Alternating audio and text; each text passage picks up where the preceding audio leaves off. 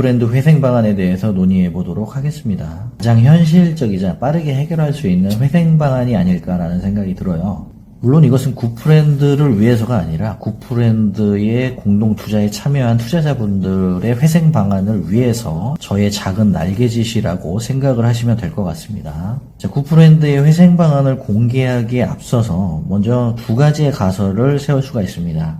첫 번째 가설은 구프렌드가 이것을 의도했다. 두 번째 가설은 구프렌드가 처음부터 의도하지는 않았다. 첫 번째, 의도했다는 가설이 만약에 사실이라면 뭐 더 이상 깊이 얘기할 필요도 없겠죠. 그냥 불순한 의도 그 자체고 나쁜 의도였고 이 상황을 작정하고 진행한 거기 때문에 투자자분들의 회생 방안을 빨리 공개를 하는 것이 맞는 것이고요. 자, 두 번째, 만약에 처음부터 의도하지 않았다라는 가설이 만약에 사실이라고 한다면 그 가설을 한번 살펴볼 필요가 있을 것 같아요. 왜냐면 어디서부턴가 꼬여버린 그 실타래를 그 반대로 풀어나가면 되지 않겠습니까? 두 번째 가설이 만약에 사실이라면 살펴볼 필요가 있어요. 자, 구프렌드도 어차피 처음에는 경매 투자를 개인 단위로 시작을 했을 거라고 보여집니다. 혼자 시작했던 혼자 동생이랑 형이랑 시작을 했던 간에 개인 단위로 시작을 한 뒤에 나름대로의 성공과 실패를 겪어가면서 사례들을 쌓아가면서 우상향하는 성장하는 모습을 보였겠죠. 그럼으로써 추종자들이 조금씩 생기면서 335 모이게 되고 집단이 어느 정도 형성이 됐을 때 구프렌드는 경매학원을 차리게 되는 것으로 추측이 돼요. 투자라는 것은 언젠가는 막히게 돼 있어요. 그것을 이제 냉각기라고 말하는데 현금이 마르게 되는 순간이 있습니다. 현금이 마르면 다음 투자를 할 수가 없고 재투자가 안 되면 그대로 묶여버리는 상황이 와요. 그 전에 사놨던 물건이 팔리지 않고 현금이 없다면 그대로 가만히 멍 때리는 순간이 오게 되죠. 그러면은 좋은 물건을 발견해도 그냥 그림의 떡이라는 생각 때문에 그 투자자는 가슴이 답답해져요. 그래서 어떻게든 돈을 끌어모으려고 합니다. 이게 모든 투자자들의 공통적인 과정이에요. 예외는 없습니다. 100%입니다. 구프렌드도 물론 그랬을 것이고요. 그것을 타파해 나가고자 대출을 받았을 것이고 대출도 한도가 있고 받을 수 있는 맥시멈이 있죠. 구프렌드는 이 점을 타파하기 위해서 어떻게 했냐면 공동투자라는 것을 진행을 합니다. 투자자들의 자금을 모아서 투자를 진행해요. 처음부터 주주참여 형식으로 진행했을지는 모르겠습니다. 지분 형태로 진행을 했을 것으로 추측이 되어지는데 그렇게 하다 보니 매도 자체가 어려워지고 자기가 투자를 진행했지만 내 물건이 아니라는 그런 심리적인 허탈감도 있었을 거예요. 그래서 구프렌드는 항상 보면은 내 땅,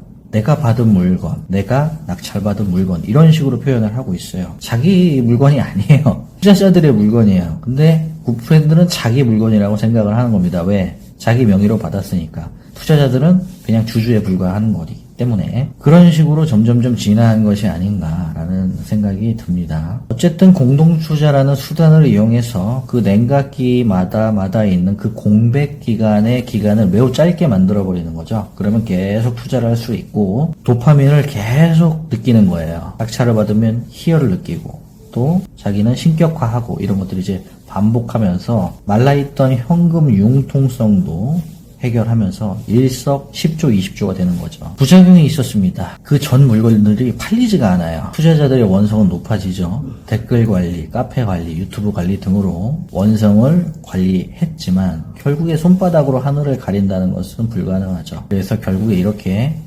뻥 터져버리게 된 거죠. 자, 두 번째 가설이 만약에 사실이라면 어떻게 보면 쉽게 해결할 수도 있을 것 같아요. 구프렌드가 본인이 계속 진행해왔던 방식의 반대로만 하면 되거든요. 어쨌든 두 가지 가설 모두를 따른다고 하더라도 구프렌드가 벌인 일임에는 틀림이 없고 구프렌드가 해결해야 된다는 사실은 변함이 없어요. 회생 방안을 지금 공개하도록 하겠습니다. 꼬여버린 실타래가 맞다면 그 반대로 풀어나가면 된다라는 게 이 회생 방안의 키포인트고요. 자, 1번, 2번, 3번, 4번, 5번 이렇게 구프렌드의 법인이 5개가 있다고 가정을 합니다. 이 순서가 의미하는 거는요. 1번이 제일 안 팔리는 매물을 보유한 법인, 2번 법인의 매물은 그 다음으로 안 팔리는 매물을 보유한 법인, 3번 법인도 그렇게, 4번도 그렇게, 5번이 제일 잘 팔리는 법인 매물이겠죠. 이 5개 중에서는 가장 안 팔리는 순서대로 나열한 거니까요. 가장 안 팔리는 1번부터 매도를 하는 겁니다. 1번 팔고, 2번 팔고, 3번 팔고, 4번 팔고, 5번 팔면 됩니다. 그러면 의문이 들 수가 있어요. 가장 안 팔린다며 1번 법인 매물이 어떻게 그럼 가장 먼저 파냐, 이런 의문이 들 수 있겠죠. 굿프렌드가 아까 꼬여버린 거에 그 반대로 아까 하라고 말씀드렸죠. 굿프렌드가 잘하는 것 중에 하나가 또 있죠. 그게 뭐냐, 자전거래, 자전거래, 이것만 하면 돼요. 자, 가지고 있는 법인의 모든 유보금을 다 모읍니다. 가지고 있는 자산, 동산, 부동산, 금융상품, 뭐 주식, 채권, 코인, 뭐든 할 거 없이 현금화 바로 할 수 있는 건 바로 현금화해서 모두 모읍니다. 그리고 그 자금으로 조달을 해주는 겁니다. 어떤 조달? 자, 이렇게 합니다.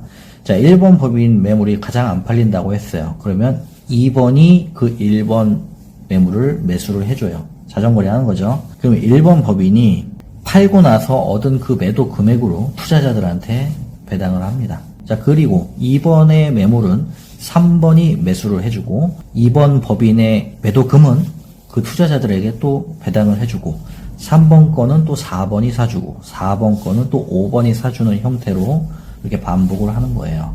그럼 결국에 5번에는 여러 개의 매물을 다 떠안고 끌어안고 있는 형태가 될 것입니다. 그럼 걱정할 게 없어요. 왜? 가장 잘 팔리는 게 5번 매물 부동산이잖아요. 5번 법인 매물 부동산은 찐으로 부동산 시장에 내놓고 찐으로 매도하는 거예요.